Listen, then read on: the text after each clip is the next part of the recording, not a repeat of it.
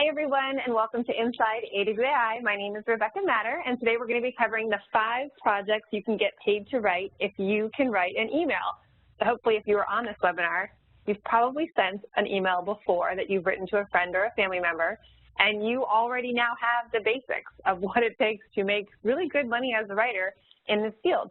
I'm joined today by Pam Foster, our Director of Copywriting Training, who you already know, but I'm also joined today by Jay White. So I wanted to say hi to Jay really quick. Hi, Jay.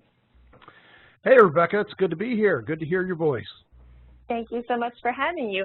Thank you so much for being here. So everybody, if you're not familiar with Jay, you probably know him as our email copywriter. You know, he heads up that program or that area of our business. But Jay started out as a radio commercial writer and then did that for several years and went on to be a catalog writer before really uncovering what would become his niche. It was back in 2006. He was one of the first writers to specialize in a type of email called an autoresponder that was very heavily used in internet marketing. Because he had this, and it was, you know, he did specialize. We talk about a lot at AWAI about specializing. He had this style for building the bridge of trust between the prospects and the people he was writing for. And because he had this specialization, he ended up working side by side with some of the best internet marketers in the industry at that time and really still today, people like Rich Sheffrin, Jay Abraham, Jeff Walker, Alex Mendozian. And I heard through the grapevine that this guy is the best autoresponder copywriter ever because I was connected in that industry as well. So I, being the person I am, decided to find out for myself. I don't like those other people. I want to learn it firsthand. So about 2009, I found out about Jay and sent him an email and asked if we could just chat. I wanted to see what this guy was all about. And literally, it took about an hour, and I was totally smitten, adored Jay, and knew that he would be an incredibly invaluable addition to AWAI, and asked him to put together a course for us because he had that unique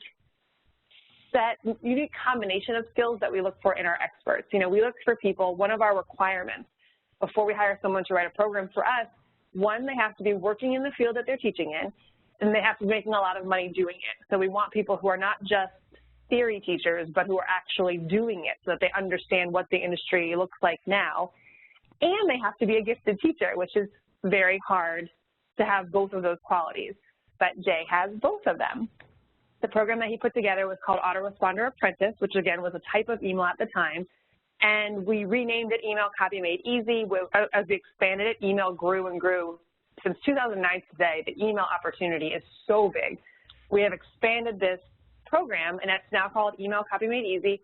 It's one of our most popular programs. You may have already taken it, or if not, you should. And he is just, as you'll see, when you go through the program and you'll see today, he's just such a great teacher. His style, or your style, Jay, if I'm talking to you, you're just so approachable. You have this genuine enthusiasm and this ability to teach in a way that I think people just understand. It doesn't feel like you ever leave a session with you with a bunch of information that now I have to think about how it all goes together, and I walk away feeling like, yeah, I got it. I can do that. So that's definitely a gift. So I'm happy to have you here today. Well, thank you, Rebecca. And you read that from the piece of paper that I sent to you perfectly. No, I appreciate that. That way. I'm sure if you wrote it, it would be much, much better. Thank you. I appreciate that. And it's an honor to be part of the AWAI faculty. So excellent. All right. Now that we've done that, you guys know who we all are. It's time to get into today's session on these 5 different projects you can write. So our goals for today, you know, I always like to start at the beginning where we're going to end up, is to just really understand the opportunity of writing emails and why clients need you.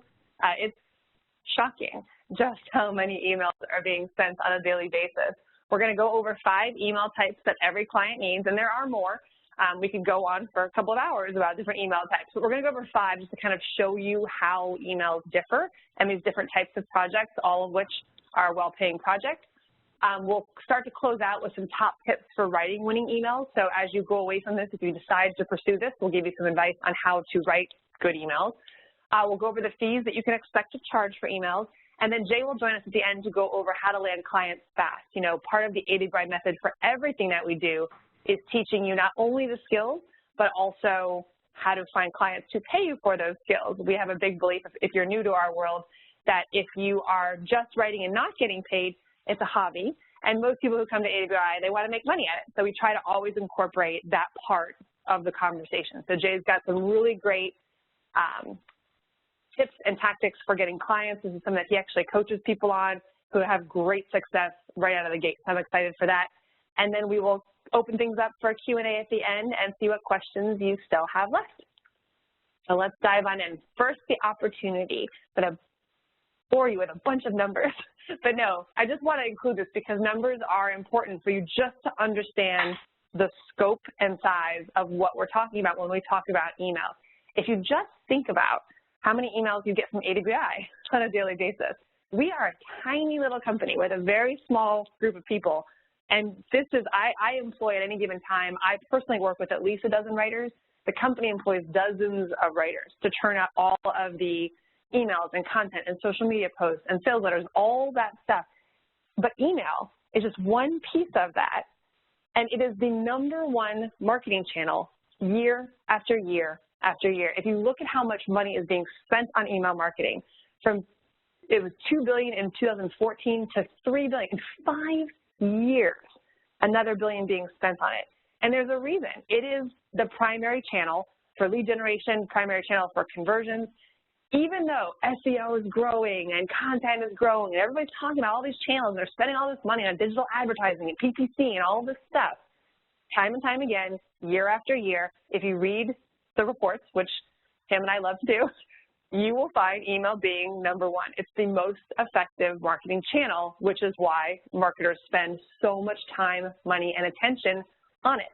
So 89% of marketers that say that is their primary channel for bringing new people into their business. 89%, that's their primary channel. 77% of marketers use email marketing to drive visits and sales to their websites. So yes, we can bring people into the search engines and pay-per-click and all this other stuff, but email, 77% of the people that you're going to talk to are using email for 2 major reasons of their business, to bring in new people and to drive traffic to their websites.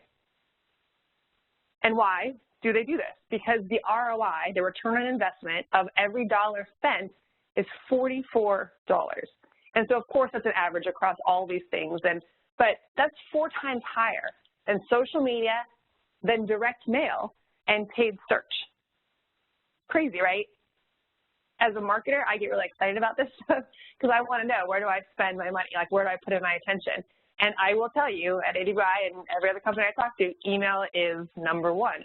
That's where we put all of our focus. If we have limited time, limited resources, we start with email, and whatever we have left, that's what gets spent on other channels.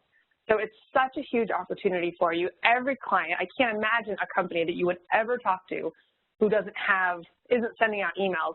And if for some reason they're not, hey, either move on to a company who understands basic marketing, or it's an opportunity for you to help them because they really need to be in that channel. But as you look at your inbox today, as I look at my inbox today, as every company gets on board and smart marketers know that they need to email regularly, what's happening? The number of emails that we're receiving is going up. Remember back in the day of AOL, you got mail. That was super exciting, right? Not anymore. It's like, oh my gosh, the email just won't stop. It just keeps coming. So there's so much email in our inboxes every single day. The average office worker receives 121 emails per day, and the average consumer receives 88 emails per day. So I've got 200 emails between my work account and my Gmail account. That's why they need you. Clients need you to write emails that stand out, that get the attention, so that the person says, I have to read this right now. I have to open this email. Open that email and ultimately get the click. Get the click to whatever it is. It could be to read a blog post. It could be to visit their website, to fill out a lead generation form, to buy something, to read a sales letter, whatever it is. The purpose of the email, and your job as an email writer, is to get noticed, get opened, and then get the click. Because it's one thing to have a bunch of people opening your email, but if no one's doing anything with the email, then it doesn't really matter, right? Because ultimately your clients, and in direct response in general, we're looking to always be moving people forward to take that call to action. So your email has to get the click. And that's one of the reasons we brought Jay in back in the day. He's not only talented at writing great emails that get attention and get open, but he really focuses on writing emails that get the clicks, setting the person up right out of the gate when you open the email, engaging with them, building that trust to move them forward towards that call to action, because that is what email is all about. And that is why people who have this ability, who have this skill set, are in demand and have an ongoing opportunity with every client that they take on. If you just think about the way companies work, we have a lot of products, right? Think about AWAI for a second. We have a lot of products. At any given year, we probably put out 12 to 15 sales letters at the most. You know, on a normal year, it's probably more like 8 new sales letters. So if you're just a sales letter writer, you have the opportunity to maybe write 8 sales letters, and we have multiple writers. But now think about how many emails we send out. We send out at least 2 emails every single day, sometimes more, 365 days out of the year. So the email copywriter has way more opportunity. Now, I'm not dissing the sales letter writers, because the sales letter writers they make a lot of money because of the royalties and things like that. But for people who want to just sit down, write for a few hours, and be on their way, email is where it's at, because you can literally exhaust all of your time just writing emails for a company. Yes, you can do other things, but I definitely recommend that you should. I do believe that there's once you have a client, why wouldn't you also learn how to write landing pages that your emails are linking to? Why wouldn't you also learn how to optimize the content for the search engines? You should, because that way, when you present a proposal to a company, you can offer all of those services and get paid all of that money instead of the individual. But when you're just starting out, hey, this is a great opportunity. And if you enjoy writing emails, I love writing emails. I write emails every single day, as you know. But if you love that, this can just be your thing. You can just get very good at email. And either way, it's a great way of getting started. So the demand is there.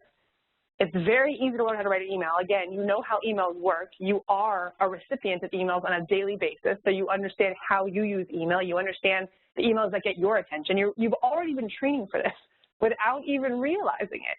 You've been trained to become an excellent email writer.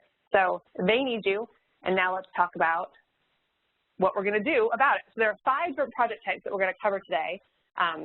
This image is a little wonky, but funnels, lift notes, onboarding, retention, and a standalone email. So we're going to cover this today. These are the 5 different kinds of emails that you can go out and start writing tomorrow.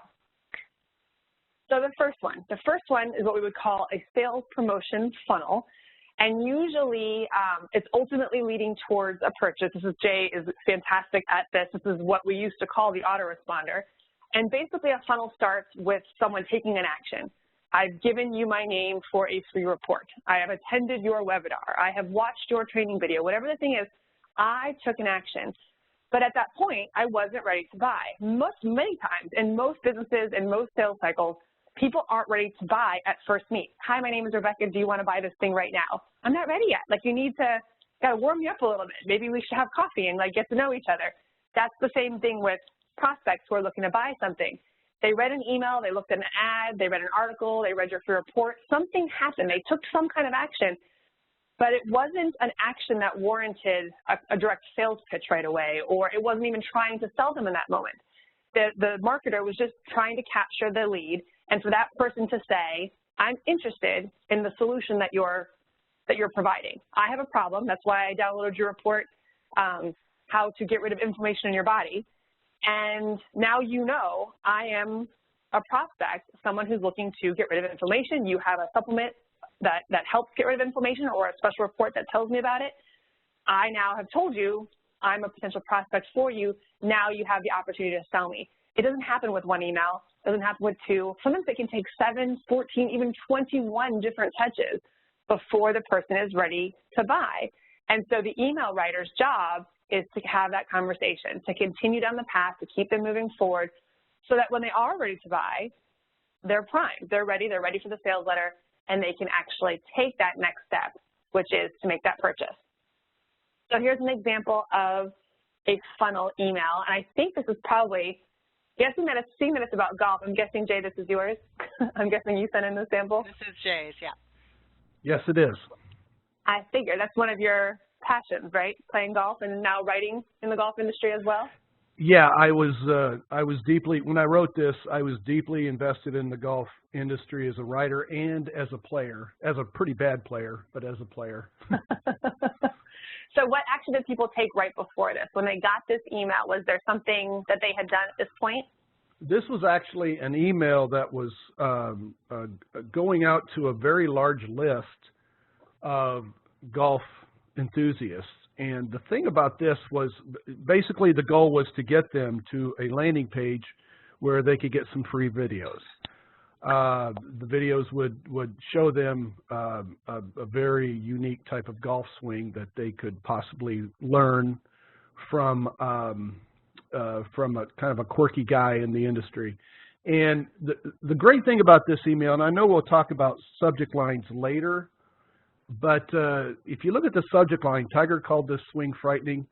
I think the typical open rate for subject lines is maybe around 20% in the marketing industry. This email got a 78% open rate with this audience, and which is unheard of. But the reason that it did, and this is kind of the takeaway from this, is because I took somebody who was a leading authority in this industry, Tiger Woods. If you play golf, you know who Tiger Woods is. And to the golfer, Tiger is the epitome of greatness. So if I could find something that Tiger did, said, and have it, backed up, not something that I made up, not something that I said maybe he would do this or that, but an actual ESPN interview where he said that this guy's swing was frightening, I knew immediately that that was a perfect subject line and that people would respond to it. So anytime you have an email to a list where you can take somebody in that industry, whether it's health and wellness or financial or personal development or whatever it is, and that is a hero to these people, and you can use them in the subject line in a way that's pertinent and not made up, by all means do it, because they will respond to it instantly.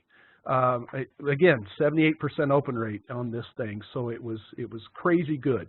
So they were trying to get them to landing page to watch videos, and then were they selling something after that? What was the final? Yeah.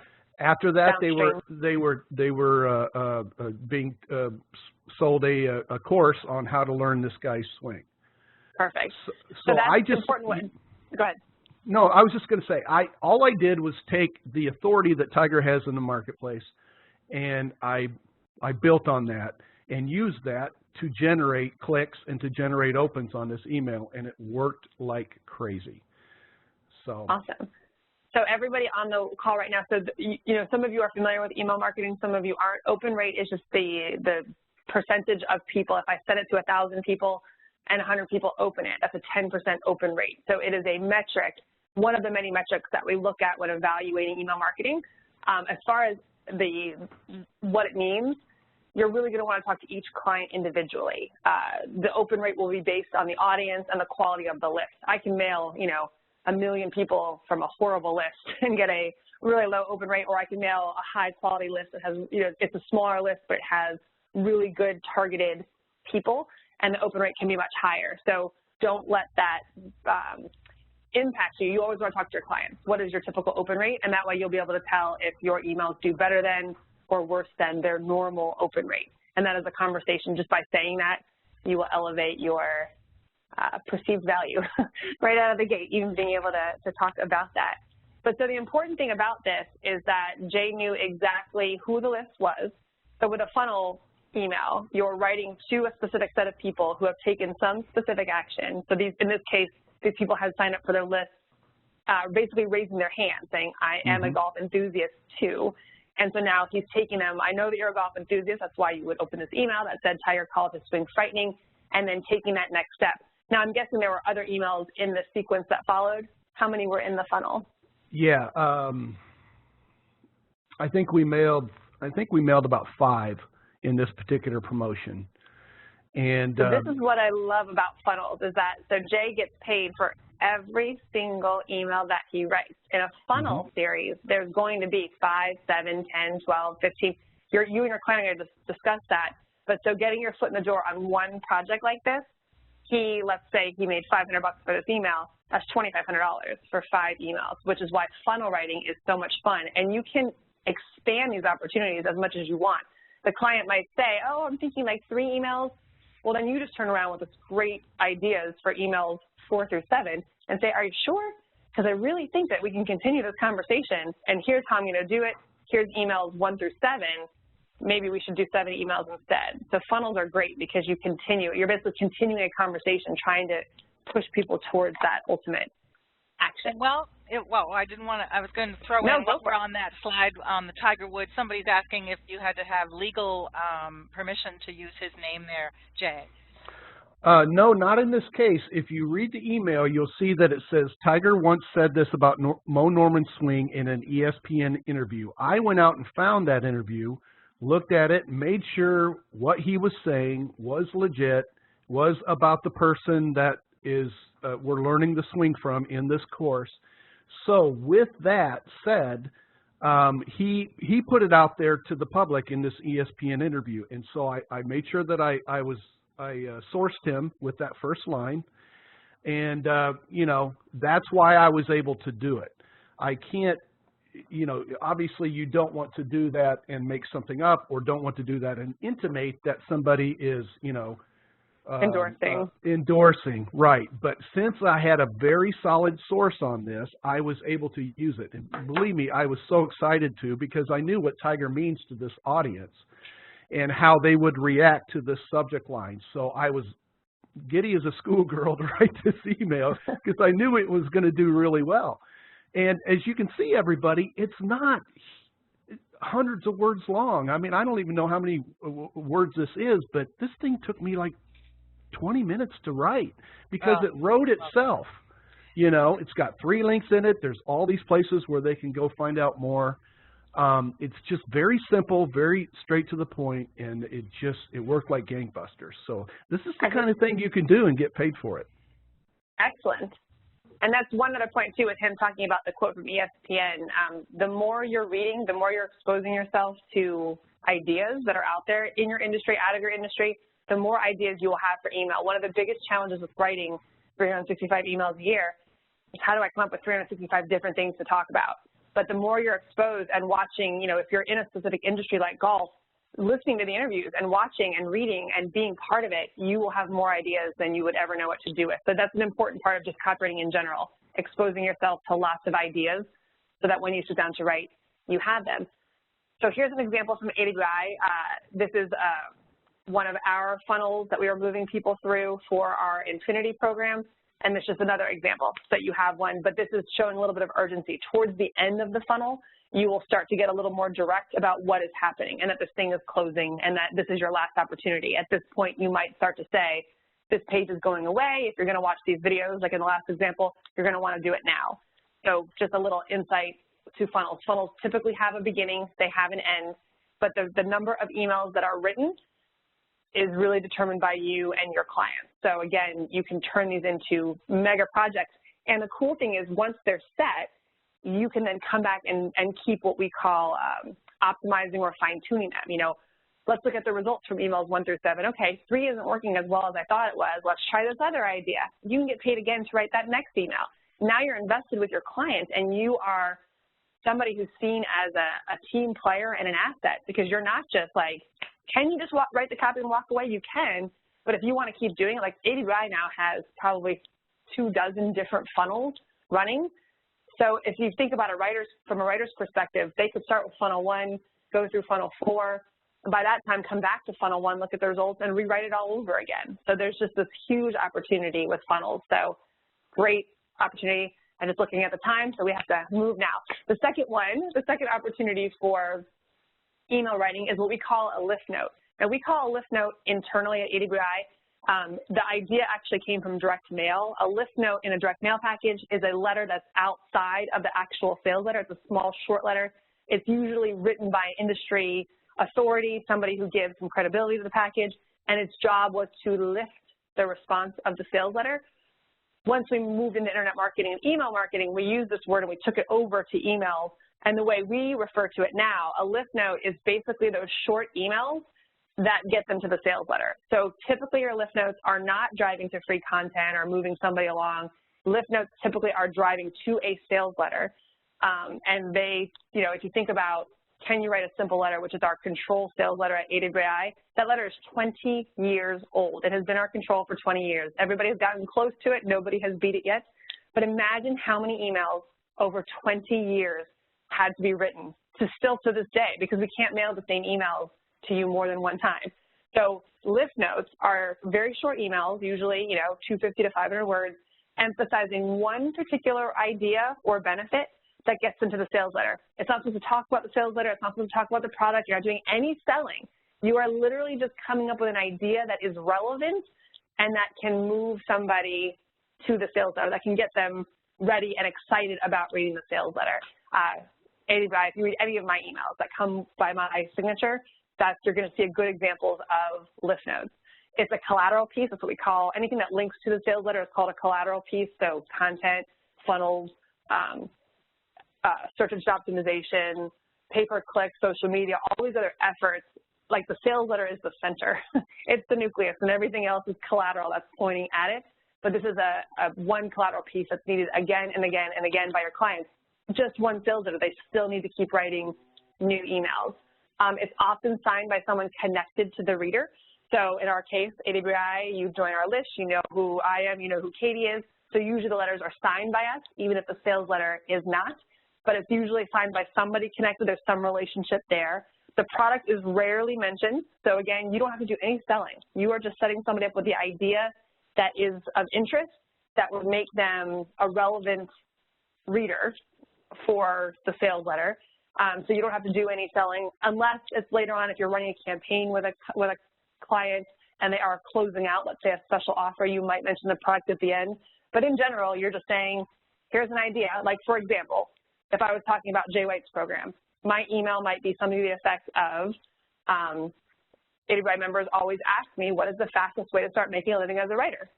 Here it is, link. And I would link right to the sales letter. That might be enough. It doesn't really have to be that much. I'm not going to talk about the product or the training or anything like that. It's just a simple lift letter. It lifts over to the sales letter. And that, so that call to action goes to the sales letter. So this was one that we sent out recently, so just so you can see an example of the difference between the various emails. Imagine getting an email from a potential writing client later today asking you to write a type of content you've never written before. Do you say yes? Yes, you do. And then you tell them you have time in your schedule next week, and then grab this, right over to the sales letter. This was for our content crash course. So this is an example of a lift note. You say, I never mentioned the product, I never mentioned the sales letter. I'm just basically saying, here you go. If this is of interest to you, move over to the sales letter. Oh, and look, this is actually, I think this one is for Jay White's program. So if you want the fastest and simplest path to the writer's life, this is it. So it's a lift letter. It goes directly over to the sales letter. So the difference between a lift note and a funnel is always started by an action. Someone took an action, they downloaded a special report, they raised their hand in some way, they took an action that automated a sequence. It kicked off a series of emails that are going to go regardless. These types of emails is just because someone's in a list and the company has decided I want to send my entire audience an email about this product. It would be a list. There aren't necessarily other emails that are following, and these emails aren't automated. They are written daily, fresh, relevant content today. It's not set up. An autoresponder or a funnel can be set up. One of ours was set up 3 years ago, and it's still running today. So from the company's perspective, it's like a set it and forget it machine. So funnels, we have lift notes. And then the third one before I hand it over to Pam is something called onboarding. Big topic right now, especially in information publishing. Onboarding's job is really to get somebody who just bought something or signed up for something to start consuming that product and start benefiting from it. It's a very positive project because your job is, if you believe in what you are selling or what the company is selling, your job is now to make sure that the person who just invested their money, who believes in this thing, who wants this benefit, that's why they bought the product. They want to see themselves walking down the beach feeling confident in their bathing suit. Your job as the email writer at this point is to get them to start consuming the product so that they can get there, so that they can achieve their goals. So this email is typically triggered by a purchase, and your job as the writer is, okay, you just invested in this. Let me make sure that you succeed. I want to make sure that you reach the benefit that you signed up for. I want you to be able to solve the problem that you are hoping to solve. So it welcomes the buyer. Typically, an onboarding email will deliver what we call a quick win. So getting them to open the supplement and take the first one, or taking the before pictures. If you think about like the health industry, for us at Barefoot Writer, it might be joining the Facebook group and being welcomed. You know, it might be opening the crash course and starting to experience what our training looks like. Anything that just says, like, just get started. I say this, I have as I'm sitting in my office, I'm looking into my office closet, and I have a shelf full of workout DVDs. I am a buyer in the health and fitness space. I don't actually open the DVDs all the time, and apparently they don't work unless you open them and actually do the workout. So that's your job in this role, is to get the person who just bought that workout DVD to actually open it and start doing it so they can benefit from what they just purchased. So it's really positive. I love this. If there was a company that I really believed in and I loved their products and services, I would go to them and say, I really want to help. I understand what you're trying to accomplish. I love your products. I am one of your prospects. I would love to help more of your customers be successful by helping you with an onboarding sequence of emails that gets them engaged, that keeps them connected to you, that gets them using their products. Because in the end, that's a win-win for everybody, right? It's a win for the person who bought, because now they are experiencing the benefits that they purchased, and it's a win for the company because they're going to have more success stories, more case studies, more testimonials, and it's going to make their job to sell products in the future that much easier. So onboarding sequence is such a great opportunity for writers as well, especially, the idea of selling isn't for you or whatever. This is a great opportunity to just be connected with a company and help their members succeed. So this is just an example of ours. You download our free report, and I'm basically welcoming you, basically saying that this is what you're going to experience. On Monday, look out for this email. Together with my team, you're going to learn all about this stuff. We're going to help you navigate the opportunities, choose the right path for you. So I'm basically just saying, welcome to AWAI, and here's what you can expect in the coming days. And then here's another example from IKEA. Again, just welcoming you and helping you start using and buying, in this case, buying products and taking advantage of discounts. All right, Tammy, I'm coming over to you. I took up way more time than I was expecting. I apologize. No, that's okay. We have plenty of time. Okay, so the standalone email is also used quite often with emails that are going to a list that usually are familiar with the company, and sometimes there's a timely event or a special sale or breaking news, and it'll mention a product or a deal like, oh gosh, I remember back in AWAI when I was first a member in 2005, Hurricane Wilma went through Delray Beach.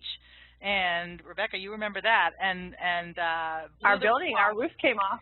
That's right. So a lot of the product, which used to be shipped in binders, some training materials that were shipped in binders, got wet, and they had to have a Hurricane Wilma sale. And I'll never forget that email because, A, I felt so bad about AWAI having to put up with that, but also the sale was amazing. So it was something that was not planned. It was not on the schedule, but something that happened that like, hey, we get lemonade. I mean, we have lemons from a hurricane. Let's make lemonade out of it. So that's the kind of thing that you might get asked to write if you're working for a client on a regular basis and something happens, something comes up that you go, ooh, this would be a perfect opportunity to make lemonade out of lemons, or seize the attention that this news item has, or whatever. A lot of companies have very cleverly piggybacked on something that's happening in the world that relates to them. It's usually exciting. It's an urgent thing, like we just found this out. And the other side of the coin is also when there's something dire happening, and fundraising organizations, nonprofits use that a lot to send out a news announcement. But then there's also just a standalone offer, a standalone example. Like Southwest, I'm a member of Southwest Airlines. I get emails all the time on different things, but this was just an offer that came out of the blue. It wasn't necessarily part of a series or anything, so I would call that a standalone offer. This one is an example of a nonprofit. It's UNICEF, And I just got this the other day because Yemen is just a disaster and children are struggling there, and they're trying to get help immediately. And this just went out this week as I was preparing, the slides for this. So it wasn't something probably that UNICEF planned on sending out, but the more that is becoming a crisis, they felt, they have a list. I've bought products from them before to support UNICEF, so I'm on the list, and I get this email out of the blue. I call that a standalone. Then the other really good email that I'm involved with a lot because of my role with AWAI is customer retention. And not only with AWAI, but I have clients on the side, of course, so I can stay in the game and tell you what's happening. And one of them is my accountant, and they want to make sure that their clients stay loyal to them and don't switch to another accountant. Or in our case, we want to make sure that we're constantly helping AWAI members achieve their goals and become successful copywriters and get the best tips. So once you're a member with us, we're going to continually send you information and emails that are really helpful. They offer how-to benefits. They encourage you to keep going, and we give you sometimes case studies or more tips. We also offer exclusive perks, and we may tell you about new offers or benefits that we're just launching, like you're the first to know because you're inside with us. So customer retention is just as important as getting new customers, because sometimes it takes a lot more money and effort to get new customers on board than it is to nurture the customers you have. So you want to make sure that your clients, you're helping them continually communicate with their customers so that they're always wowed, they stay loyal, they just can't believe all the goodness that comes into their email box every week, and they can't imagine going anywhere else. And that's one way to build that loyalty, is not only to be an amazing company overall and deliver great products and service, but to keep communicating value to them. So on that note, for example, we have an annual copywriting boot camp. You might be aware of this. Every year in Delray Beach, we have people come and learn from the masters, and it's an amazing thing. So once someone signs up for boot camp, we want to keep communicating and making sure they know everything that's going to be there for them. In this case, we have a job fair, and we were revealing all of the different marketers that are going to be there looking for writers. So that's what every month I've been sending out something called the Boot Camp Buzz. And that's just to make sure that the people who signed up are still excited, and they're making plans, and they know what to expect, and all that good stuff, so they don't show up and just don't know what to do. Another one here is just Rite Aid. I have a wellness card, and so one form of customer retention is to keep me aware of the savings and my account status each year, and how many points I've earned and how I can use those points, and then the special benefits I get for being a member. So it's a lot about making sure that the customer feels really special and important to a brand, and they look forward to those kind of emails, believe it or not. When you think that people can't stand having emails, well, that's wrong. One of the top kinds of emails people like to get is from a brand they like. They don't mind it. They will often open it, and that's a real benefit. If you've got a client that has built goodwill with their customers, you keep that goodwill going with these kinds of emails. So now that we've shown you, and Rebecca's going to chime in on all of this, and Jay too, on this one in particular, we've got some top tips for writing winning emails. And the very first one, because without it, none of it else matters. If you don't have a good subject line, nothing else matters, because people will not open the email. So the subject line, I did a snapshot of some subject lines that were in my email last week, and some of them are great. I think some of them are really sad, like the no subject one, like, well, okay, I'm not even going to open that. Why would I? Some of them don't make any sense, like the one that says signs everywhere there's signs. Like, I don't have any idea why I should open that or what that means. I don't even know. It's just bizarre. And then some of these are fantastic. You know, wish I'd known, 8 tips from a copywriting pro, or the 3 specific launch strategies that work. I like one at the top, best and worst foods for your gut. Here's why your content isn't positioning. That was one from Heather Lloyd Martin, who writes a weekly email to her SEO, search engine optimization copywriting group. And that's really important to us SEO copywriters. How about enter to win a Love Maine sea bag? Hey, I wouldn't mind that. I live in Maine. So these are really good subject lines for the most part. And it's really important to have a good subject line. As Jay said with that Tiger Woods one, 78%. Oh my gosh, I've never heard of that kind of open rate at all. So that's incredible. So relevant, intriguing, unique. It has to benefit the prospect in, you can see like 5 words. That's it. That's all you've got. Because this screenshot is from how I saw the subject lines in my email inbox. That's what I saw before they'd get cut off with the ... dots, as you can see on some of them. So if the first 4 or 5 words don't grab the prospect, you're going to be in trouble. So that's a major tip to make the subject line something people are going to notice and open. And I don't know if Rebecca or Jay, you want to add to that? Yes, I was looking at these and thinking, okay, which ones do I like the best? And there's a couple of things that I love to do, and I teach this in my course in subject lines: intrigue, intrigue, intrigue, intrigue. If you can keep things cloaked and veiled and interesting and positioned in a way where they have to click on the email to get more information, then that's great. The wish I'd known, 8 tips from a copywriting pro. Which pro?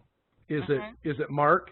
Is it Paul? You know, you have to click on the subject line to get to the email to find out what that is. 3 specific launch strategies that work. What are they? You've got to click. You know, some of them are straight ahead. Enter to win a Love Maine sea bag. That's for, you know, I mean, that is basically telling you everything that you need to know. If you want it, you've got to click here. But here's why your content isn't positioning. You know, what is it? What's inside this thing? I've got to know. It's the whole National Enquirer mindset, I like to call it. Inquiring minds need to know. So that's what can help drive an open and help you, you know, get your clients prospects to be reading more of these emails. Yeah, and it's funny because I write a lot in the veterinary industry, so the top one absolutely got my attention too. The top pick for the innovative cat treat. Well, I have to know what that is. I don't even have a cat, but I still have to know. Yeah. So good. Okay. My only one other comment just on subject lines is to start collecting emails. I have 3 different accounts, and I have my Yahoo account. It's just where I sign up for everything. And every morning, as part of my exercise, I run through all my subject lines and just see ones that make me want to open it. And then I forward it to my work email, and then I have a long list of subject lines that I will continue on to read the emails because they made me want to open them. So whenever I see a good idea, you know, I create a swipe file of subject lines that I thought were really grabby. That's a great idea. Okay. Body copy musts. Now, we've talked about, let me just say this right up front. Writing emails may be the best way to make money ever because the copy is short. You don't have to sweat for days over an email. It's amazing how much you can do with a short message, and if you do it right. So these tips are about the body copy. You always want to be one-on-one, conversational, as if you're talking to the prospect individually with a cup of coffee or something. You don't want to say, hey, all you teachers out there, because that's not personal. It's not going to resonate with the person. So conversational, one-on-one, make sure it's as relevant as the subject line was and that it actually picks up on the subject line and tells the story or reveals the answer. And you want to be short and to the point. Make your sentences, look how short these sentences are and how they're not going to pass the grammar, you know, professionals because it's the way you speak, and that's what's great about it. And then I'll always have a call to action, and you're noticing a couple of links in here. So, Jay, can you kind of tell us what you think about how many links you should have in an email? Well, I always, you know, it depends on the email length, of course, but you know, 3 or 4. The point is not so much to have a whole bunch or, you know, this many. It's to have a link in the window at pretty much all times when you're starting to pitch the project so that they don't have to scroll to find a way to take the next step. Does that make sense? Mm-hmm. If you have a link in the window the whole time, it's easy for them. You guys, the key to an email is to make it fast and easy for them to take the next step, for them to do whatever the call of action is. And so you need to keep that in mind the whole time. When you start going off on tangents, when you start getting too long, when you start doing things that take away from the message, which should be one idea and, you know, one want, need, problem, or desire, and one solution for that the problem or that the product solves.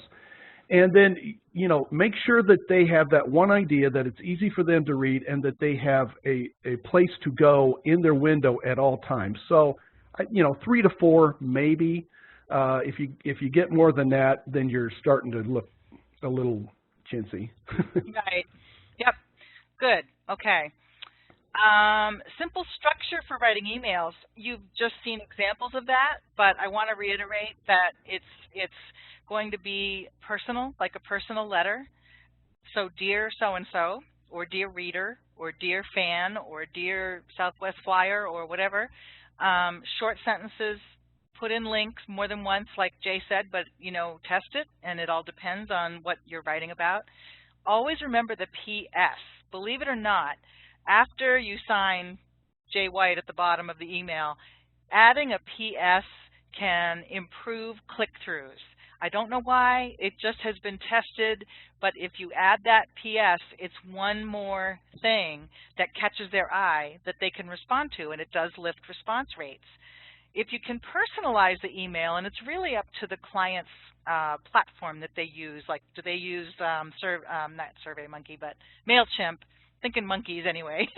If they use MailChimp or Constant Contact or whatever they use, or Aweber, find out if they can, if their list allows them to personalize, because Dear Pam is going to resonate a lot more with me than Dear Valued Customer. So that's a bonus too.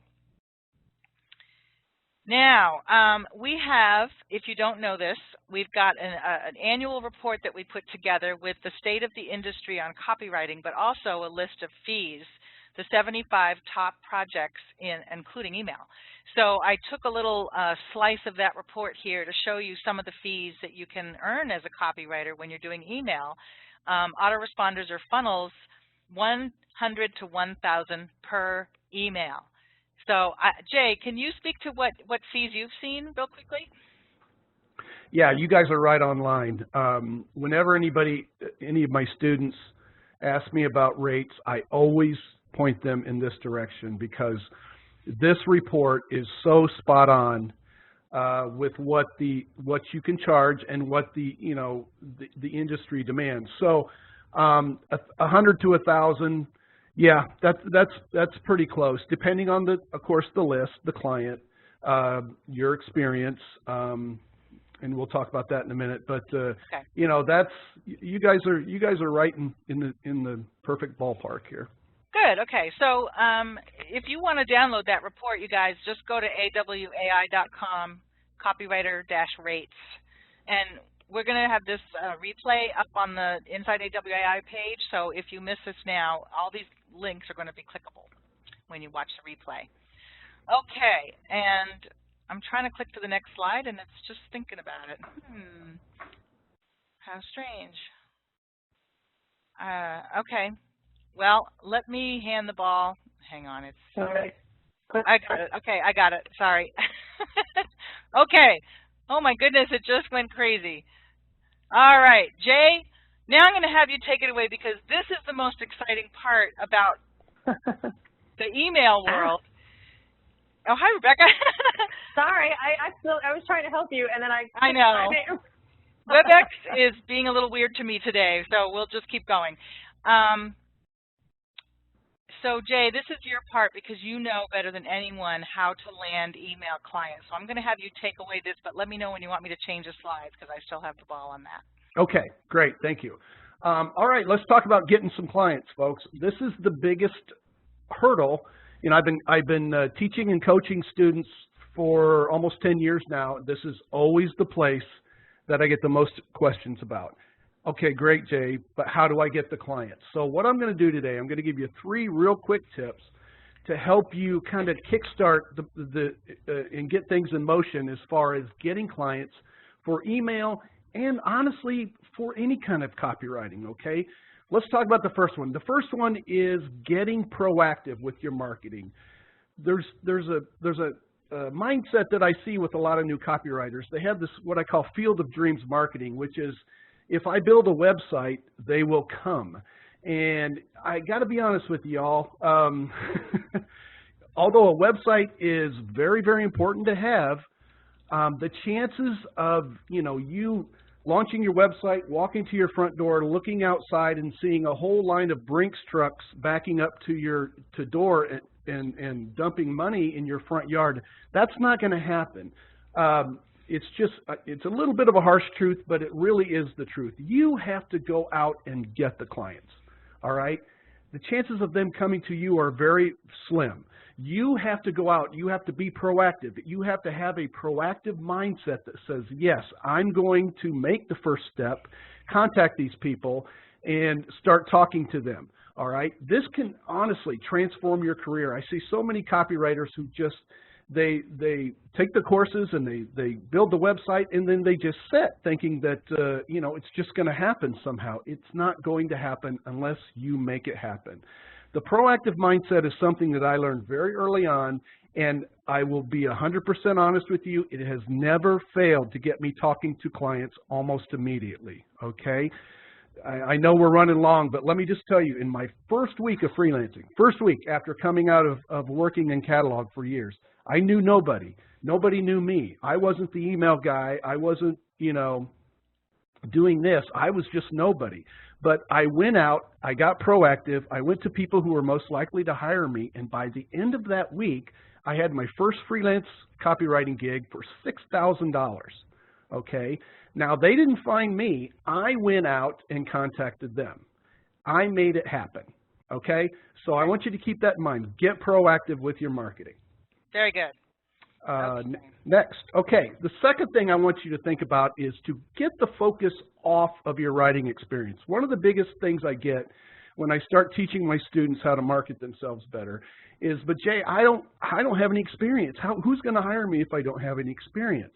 And that's a legitimate question. I know there's a lot of people out there, they don't feel like they have anything to offer. Well, I beg to differ, because what I have found is that most clients will value your niche experience much more than your writing experience, okay?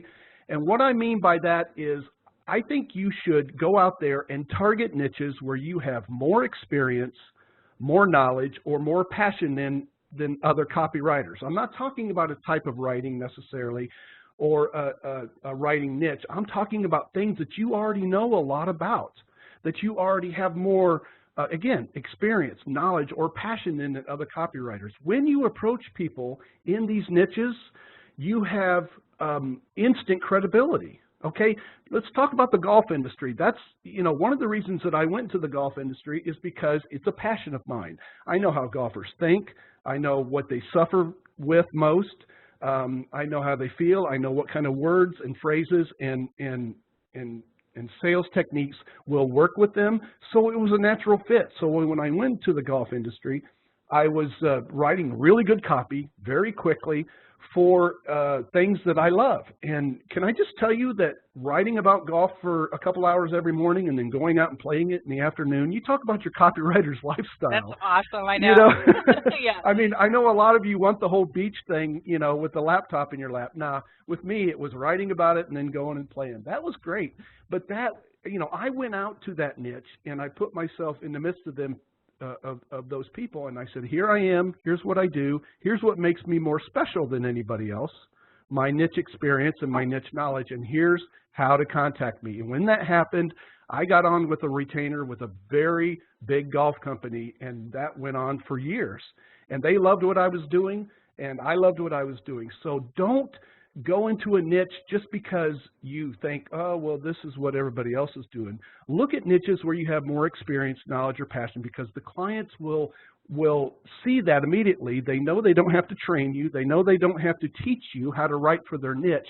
You can walk in, grab a project right away, and run with it. And that is what a client wants. You're an instant fit, and this whole how much have you written thing takes a back seat. They don't care. If you come to them and you say, I have your niche experience, and you can write in Missouri we say worth a lick, then you're in good shape, and you're instantly positioned to be the person of choice for them. Okay, so keep that in mind. And if you know me at all, you know I'm the big niche promoter. Like, the more you pick an industry that you're specialized in and you have background in and you can speak the language, that always goes in your favor on email copywriting and anything. So. Absolutely. And the third thing is, and this is, we've been talking about product and services niche. Now let's talk about the copywriting niche. Don't just be the email writer. What I see from a lot of people who come out of my course or come out of AWAI and they say, I want to write emails. Well, guess what? When you go to a potential client and you walk in and you say, I'm Jay White and I want to write your emails, there's a good chance they're going to say, nice to meet you, Jay. My emails are actually good right now. I appreciate that. It's too bad you don't do social media. It's too bad you don't do funnels. It's too bad you don't do sales copy, because I really need that. When you come in and you just tell them that you're this one thing, emails, social, whatever it is, you leave money on the table. This is the biggest mistake I ever made as a copywriter, folks, and I'm being completely honest with you. I came out, I specialized, I did very well, but every time I would strike a deal with a new client for emails, they would always ask me, now, Jay, do you also do sales letters? Do you also do, this, that? And for the longest time, I said, no, I don't do that. I'm the email guy. This is, you're going to have to hire somebody else for that. What they were doing is they were pushing this big pile of money in front of me and saying, Jay, would you like this money? And I was saying, no, I just want this other pile that you gave me. Please give that money to somebody else. I don't know if I fell down or if I hit my head, but one day it just finally occurred to me, what are you doing, you big dork? So don't just specialize in one thing. Go into a client and ask, what can I do for you? And let them tell you what they need. Don't tell them, I can do this for you. Ask them, what can I do for you? They will spill everything to you. Oh, gosh, I'm so glad you're here. I need this, and I need this, and I need this. Think of your skills as a tool belt. And when they say, I need this, you can reach to your tool belt and go, got it, right here. That's the pliers. Oh, I need this too. Right over here, that's the hammer. I got that. Don't just have one tool in your tool belt. Load it up, okay? Load it up so you can give them anything they want. If you can give them exactly what they want, they will love you and pay you for a long, long time. Okay. Well, the other thing I wanted to add to that, too, is when you're asked to do an email, you can even be proactive to say, oh, I'm noticing that this email goes to a landing page. Who's writing that? Yes. And the landing page is about a video or a free report. Who's writing the script for that video, or who's doing the free report? If you need some help with that, I'm already on the team for that promotion to do the email. So why don't you have me do the other stuff too? Then it'll all be cohesive and same voice and all that groovy stuff. So that's another way to look at that. And one of the things I get real quickly here, and I'll pass it back to you, is, well, what if they ask me to do something I don't know how to do? I think it was Richard Branson that says, if somebody asks you to do something that you don't know how to do, you say yes, and you go figure out how to do it. And it's the same way as a copywriter. If they ask you to write a case study and you've never written one, guess what? You can. You can Google how to write a case study and start from there. Chances are you're going to find somebody that's got, a really good course. AWAI has one I know of. Yep. And, there's all kinds of resources out there for you to learn how to write a certain type of copy. But don't just walk in saying, I'm going to write this one piece of copy for you if you hire me. Go in and ask them, what can I do for you? And they will give you everything they need right there. It's very unlikely that a client only wants one thing. So absolutely. We're going to wrap this up with a couple of slides on how to get started as an email copywriter, and then we're going to open the floor to your questions. So as Rebecca said, you know, sign up to receive emails in your niche and save the good stuff.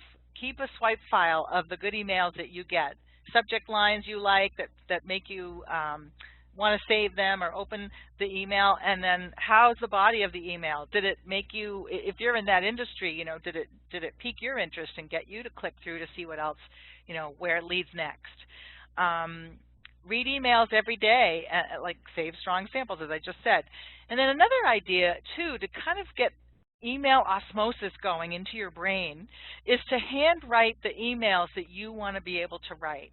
Even the samples that we showed you here today in this presentation, if you sit down and handwrite those, you know, watch the replay video, put it on pause, and look at the email samples we gave you and handwrite them, then you can kind of get the flow and the feel of it, and you'll be very comfortable with how you're supposed to write an email when you get hired to do so.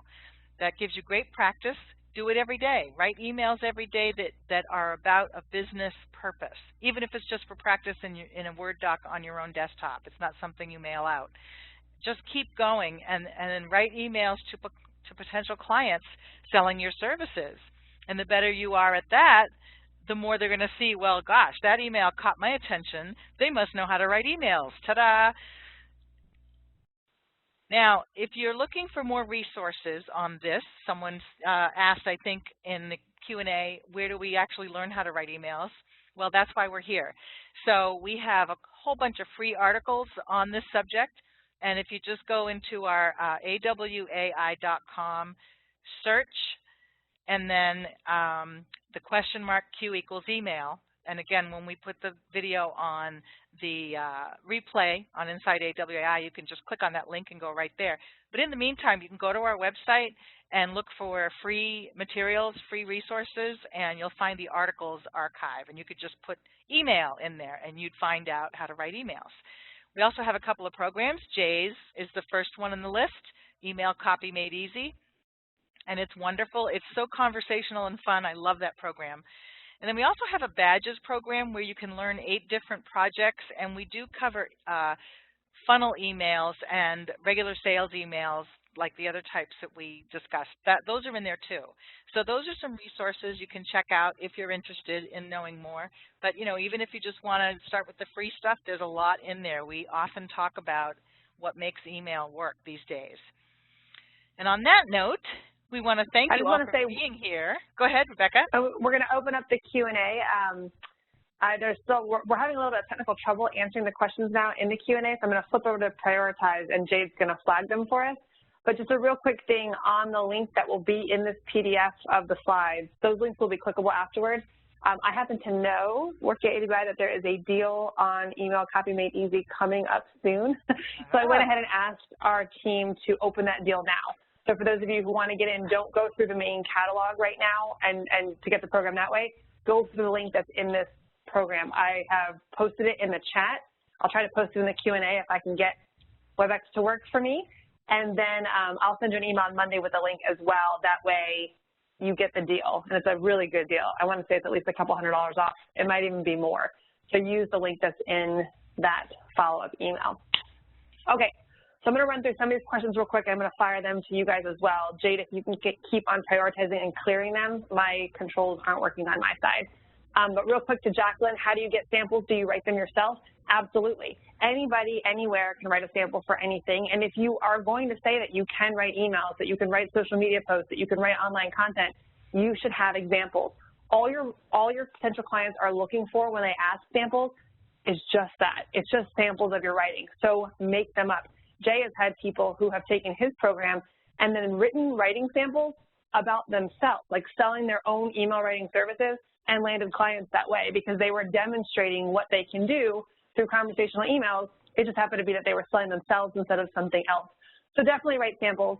If you have a client who contacts you and you don't have a sample, another way of getting around that is to say, you know, I don't have any samples that would be relevant for your industry, and this is our first time working together, so why don't we just go ahead and try a small project? Let me write one email for you, one piece of online content, just so we can get a feel for each other, and that way I can write it in a way that's more relevant to your audience and in your voice.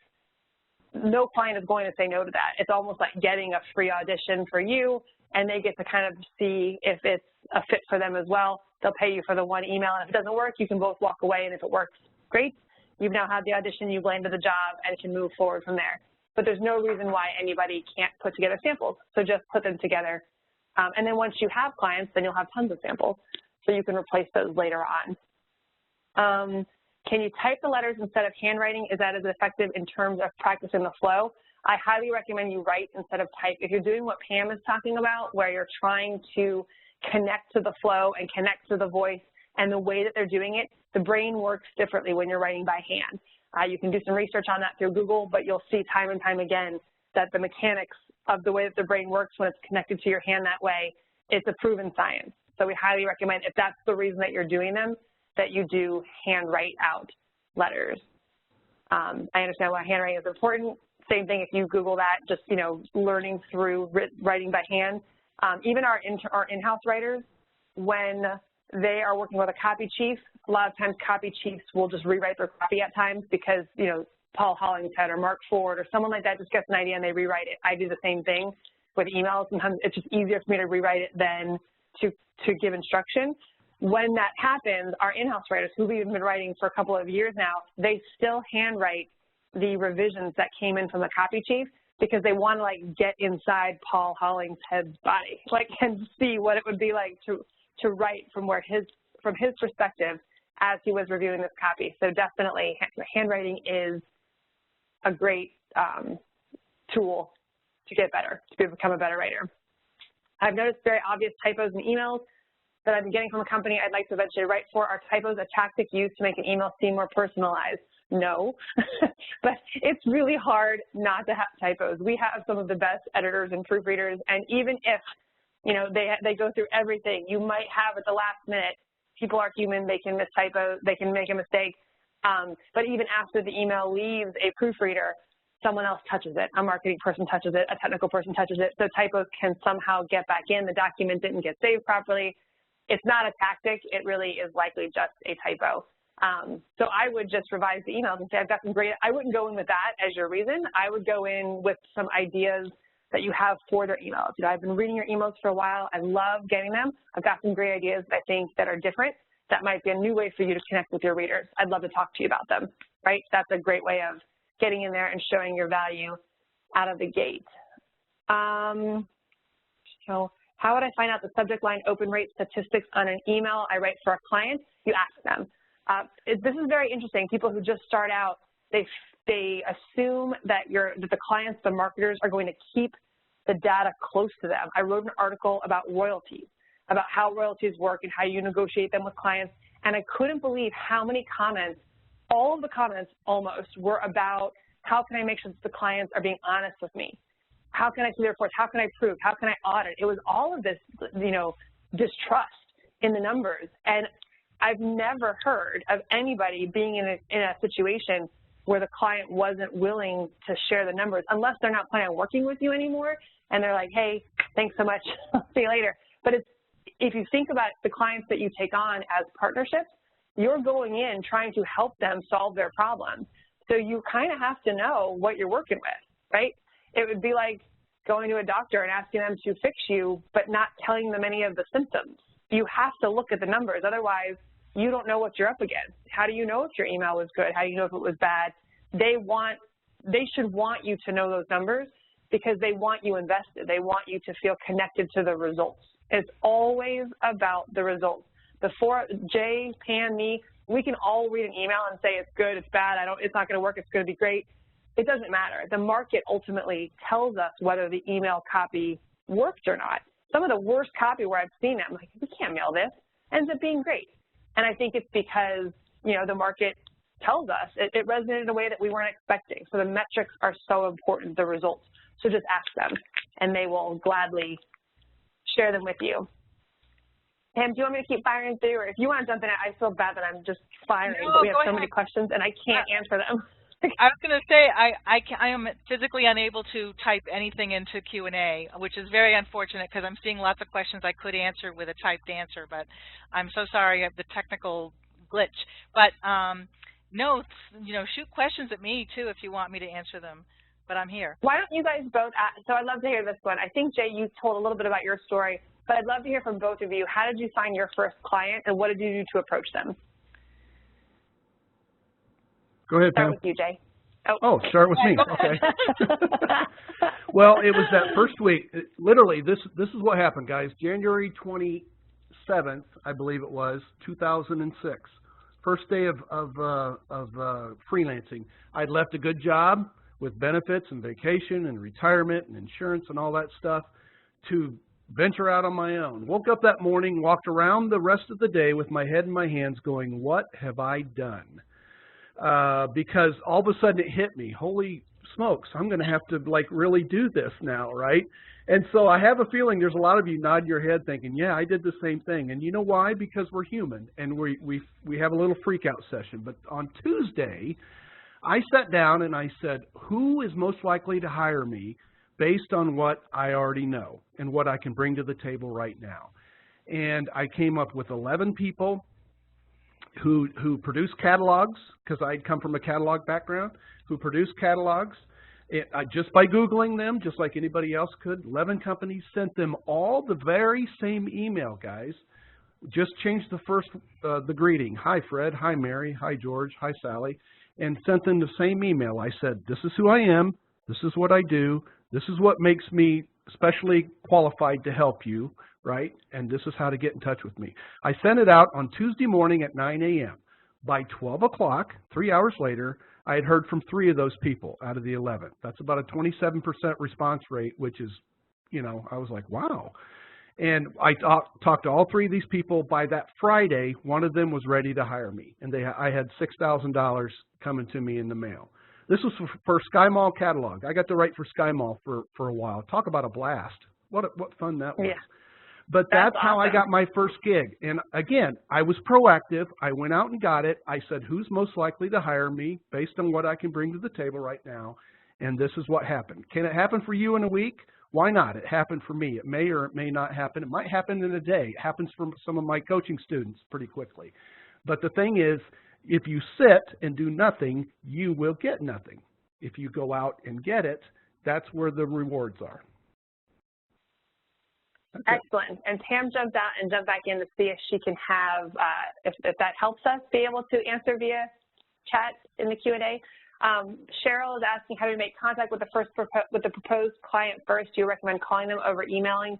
Who do we talk to? Really, Cheryl, this is your comfort level. I love email because you can talk to a lot of people at one time and find out who wants to talk to you. Jay actually has a great technique. I know that he teaches in one of our programs where he does walk you through how to actually do this. But we have so many great webinars on getting your foot in the door from AWAI, from inside AWAI like this. And Jade, if you can just grab the URL for the main one and post it under Cheryl's response, I would appreciate it, because there's a lot in there as far as how to get your foot in the door, how to reach out, what marketers want, so that you understand kind of where they're coming from. And if you're just getting started, it would be a good idea for you to kind of get the full picture of who the clients are and what they're looking for. So Jade, if you can post that link, I'd appreciate it. Does this class teach how to send MailChimp, et cetera, to bulk emails? No. In general, you won't ever have to do that. Your clients will be doing that. The only time you will have... Oh, sorry. Go ahead.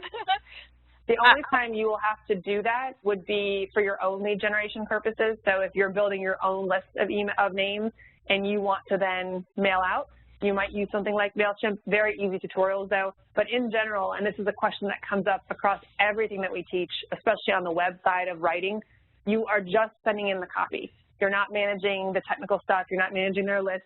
You are just sending them the copy, and then their tech team will go on from there to actually send out the emails. I did want to say one thing about that, though.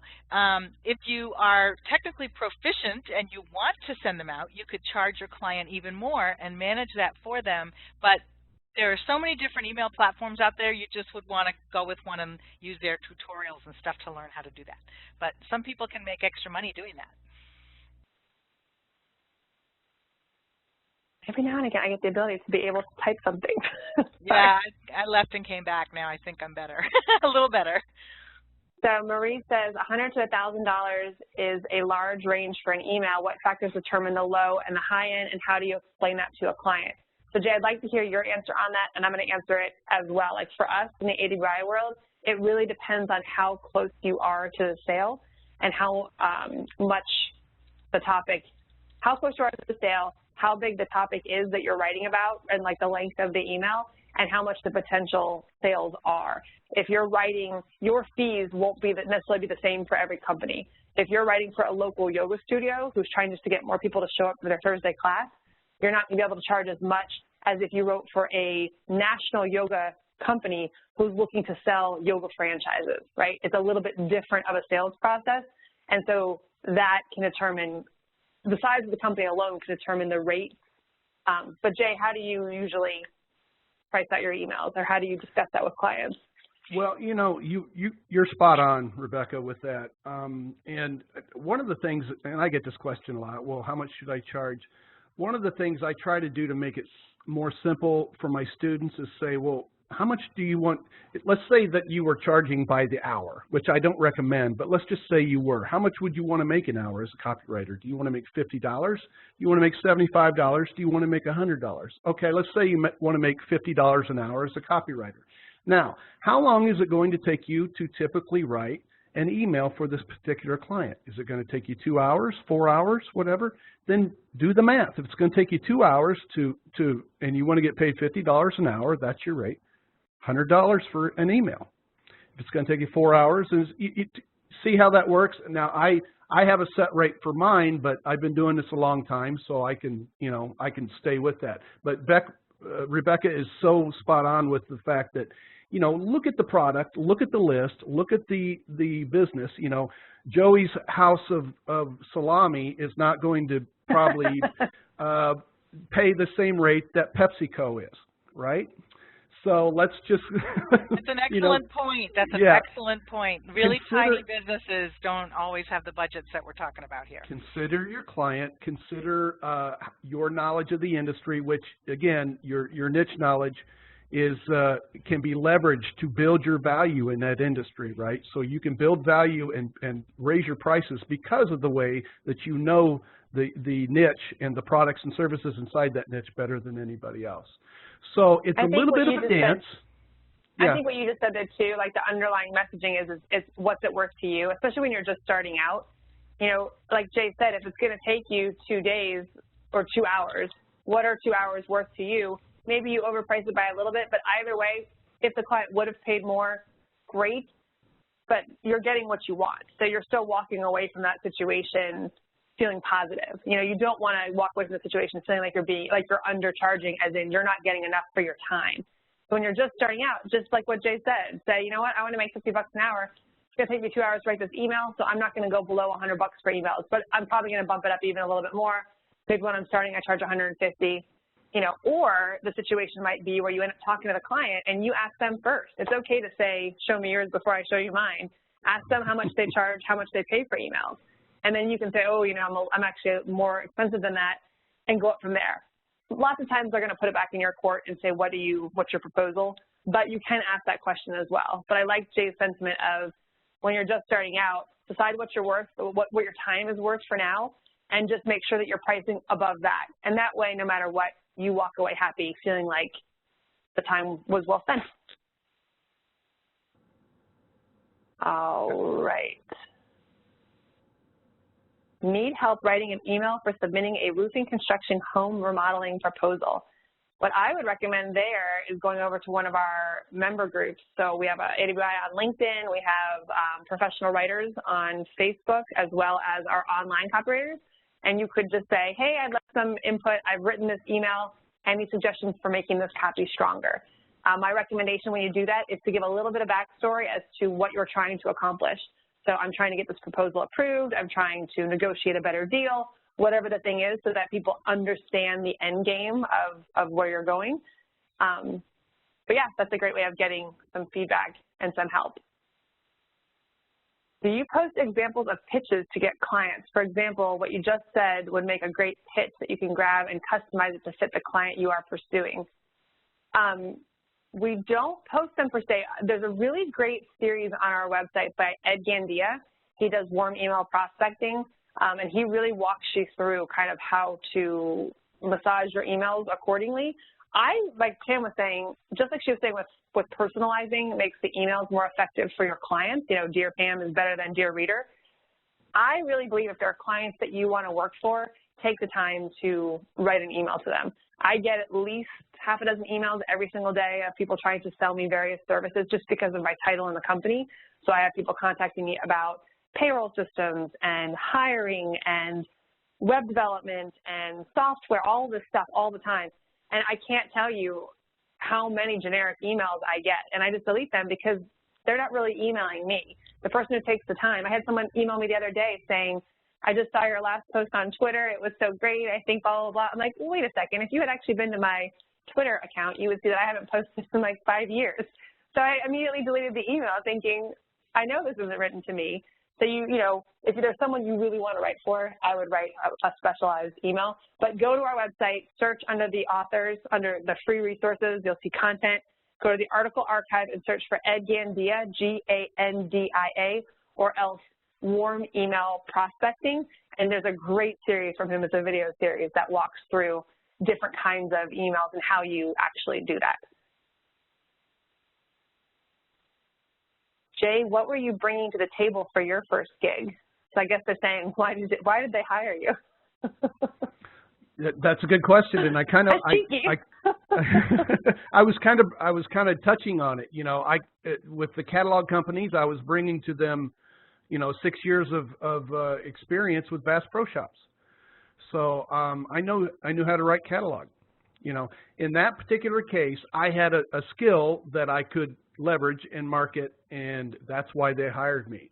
Now, in your particular case, probably you may not have that writing experience. However, you can leverage your niche experience.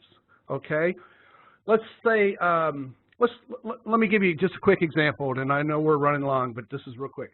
Let's say that a company has a woodworking product that they're trying to sell, and they're looking for a copywriter, and you and I walk into the office at the same time to potentially get hired. The guy looks at me and he says, thank you for coming today, Jay. What can you tell me about your copywriting career? Well, I can give him 20 years of copywriting experience, and I'm this author of this course, and blah, blah, blah, blah, blah. I can roll out the scroll of all my accomplishments, right? Now, he's going to ask me, what do you know about woodworking? And I'm going to say, well, the big long thing with the flat top, that's a nail, and the big heavy thing, don't you hit that and it goes into the board? That, yeah. So what else do you need to know? Well, he's going to look at you and say, what do you know about woodworking? What can you tell me about you? You're going to say, well, maybe I don't have the experience that Jay does in writing, but I've been working with wood since I was 5 years old. My grandfather had a shop out in back of the house. I could tell you about different grains. I can tell you about different tools. I can tell you about different types of what's good for this type of furniture and what's good for this type of strength. And, you know, who is that person going to hire? Is he going to hire me, Mr. 20 years experience, or is he going to hire the person that can walk right in and talk to his customers and prospects right now, without any training, without any preconceived notions, but you can go in and do it. They can hand you a project and say, please do this for me. That's what a client wants. So when you can bring that kind of thing to the table, and don't discount anything, job experience, hobbies, stuff that you're more versed in than other people, stuff that you would bring up at a dinner party and people would say, are you kidding me? I had no idea.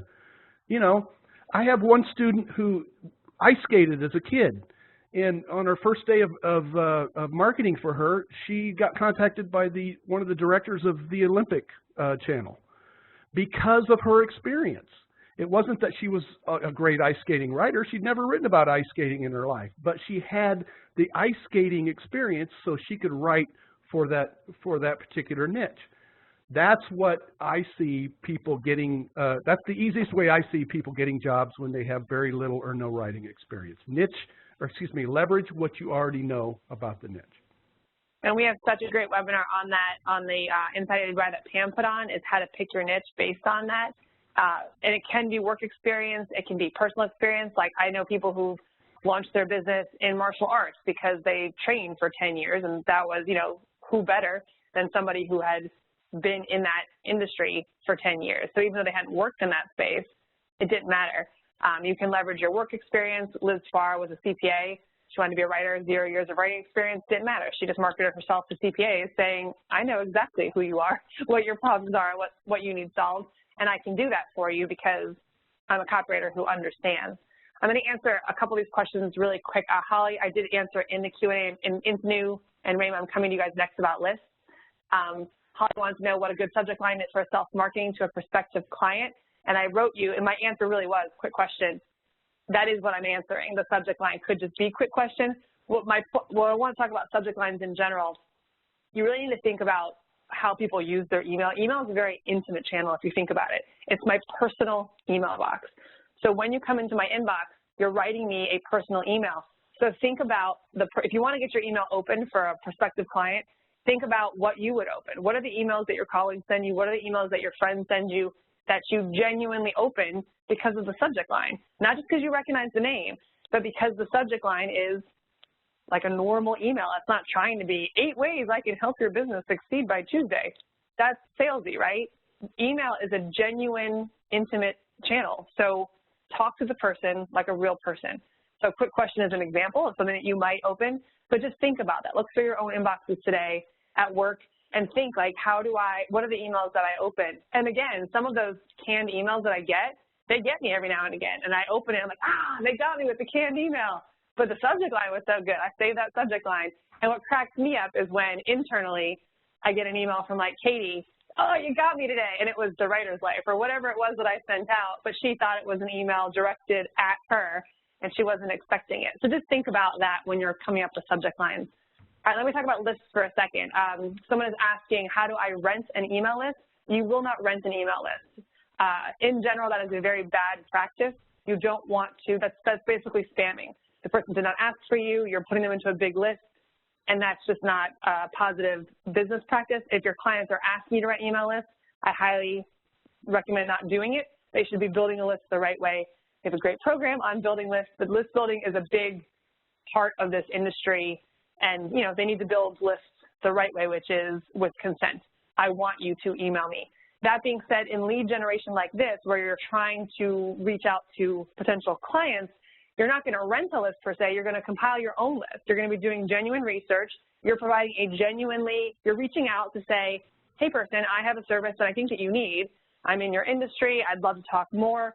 That is a genuine contact. You know, you're not just grabbing 1,000 names and blasting them out there and hoping that something comes back and emailing them again and again and again. That's just spam. So we're researching. We're finding out who the people are that we want to connect with, who are the companies in our industry, who are our ideal clients, and then reaching out to them. Now, how do you do that? Any simple search on Google will get you to plenty of potential clients. Just put yourself in the shoes of the prospect, the people that they're trying to sell to, and search as though you are a customer looking for a solution that the companies in your industry provide. For example, let's say you're in health supplements. You might be searching for middle-age, overweight, or weight loss supplements for middle age, right? That's going to result in a whole bunch of companies targeting that prospect, and now you have a whole bunch of companies in this health supplement industry for, let's say, for boomers or whatever your niche is, you can find them. Another great way is associations, and we do have a whole webinar on this, but going to associations, look up the association for your industry. There will be hundreds, if not thousands of companies listed on their website, all the people who are members of that association, who are coming up at their annual trade show. You can create the list that way. You can search for best dog food manufacturing companies 2018, and you will likely find a list of the companies in your industry, whatever it is. You know, just spend some time searching. LinkedIn, Google, any of those resources will help you compile the list of people that are really good matches for you. All right. Ingrid wants to meet you. Interesting to meet Jay this time. We'll have a look at Jay's program this weekend. How lucky to be an Infinity member. Oh, that's right. Infinity members, you get it for free. Have a great rest of your day. Enjoy your weekend. Thank you, Ingrid. It was good having you here. I saw a cool How about question that I wanted to answer, and I Go can't. for it. Okay, so somebody said my interest or my niche is the arts, and specifically dance studios, and they don't have any money. And I couldn't agree more. But think of this. Who makes all that equipment for the dance studios? You could be paying for the people who create all the equipment and the dance gear and the flooring and the bars that they have to hold on to. And I'm just thinking out loud, but all the stuff used in the dance industry, there are suppliers, and they definitely do a lot of marketing to reach all those dance studios. So you could look into it that way. Exactly right. So hopefully that makes sense to everybody, finding out where the money actually is within the industry. Spinning. Are there any questions that haven't been answered? Pavan wants to know, for a person who stammers or stutters, can you suggest any other way to get clients apart from speaking on the phone? You might not ever have to speak on the phone ever. I mean, you can do a lot of your business over email. Personally, I don't like to talk on the phone. I get a lot more done with email. I will talk on the phone if somebody requires it, but I'm more than happy to do all of my business over email, so I don't think that would be a problem. And if they do ask to talk on the phone, then you can just explain it. That's okay as well. Or, you know, I've lost my voice. Don't want to talk today. All right, guys. We're going to call it. We're at an hour 34, so we'll do a last chance call for questions. I saw someone asking what Jay's experience was before he launched out, and he did broadcasting, right, Jay? And yeah, I started out as a commercial writer at a local station, and I had a knack for it, and then I went into catalog writing for Bass Pro Shops. And so if you've ever bought anything from Bass Pro Shops, you may have to thank me or either hit me for it. I don't know. I have to laugh because you and I have the same background. I started out in radio commercials, and then I wrote for LL Bean. Same background. It's so funny.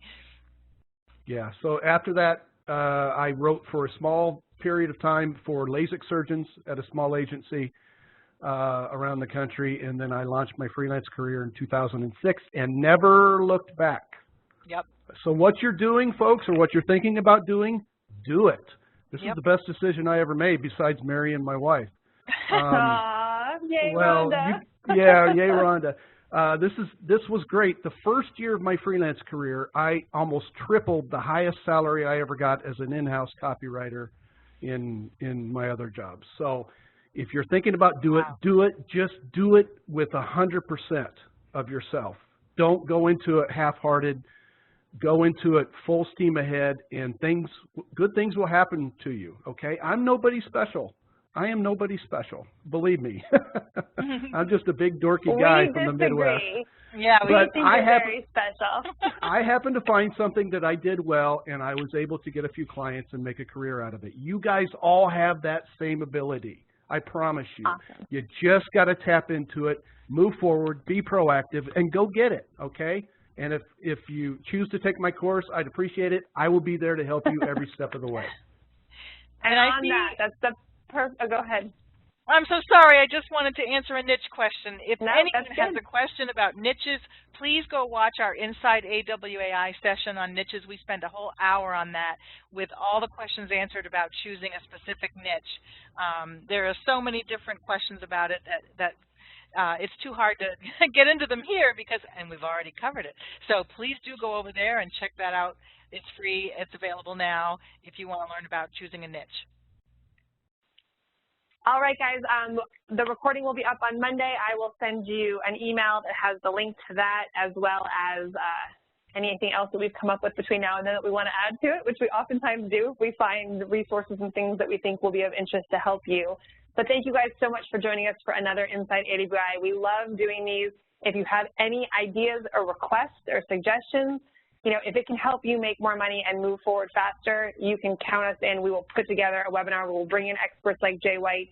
No matter what we can do to help you, we're here. So just let me know. Email me at askrebecca@awaionline.com. Either way, I will email you on Monday And with that, Jay, thank you so much for joining us today. This was fantastic, and I really appreciate you taking the time. Thank you so much. It was great, and I appreciate you. All right. Thanks, everybody. Have a great weekend. Bye, Tammy. Bye, Fran. Bye. Bye-bye.